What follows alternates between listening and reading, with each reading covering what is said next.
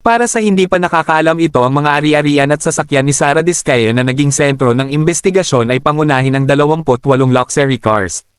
Ang mga sasakyang ito ay kinabibilangan ng iba't ibang modelo tulad ng Mercedes-Benz GLE, GLS 350,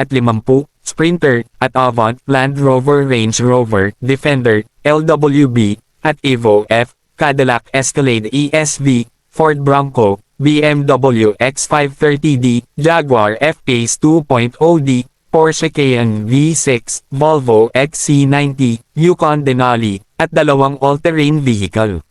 Bukod pa rito, binanggit din ni Diskaya sa pagdinig ng Senado ang pagmamayari ng isang Rolls-Royce, isang Mercedes-Benz G63, dalawang Cadillac Escalade, isang Chevrolet Suburban, isang Range Rover Autobiography, isang Range Rover Defender, isang Range Rover Evoque, at mga unit ng GMC, Maybach, at Bentley. Ang Bureau of Customs, BOC, ay patuloy na naghahanap ng mga nawawalang luxury cars upang matukoy kung nabayaran ang tamang buwis at taripa para sa mga ito.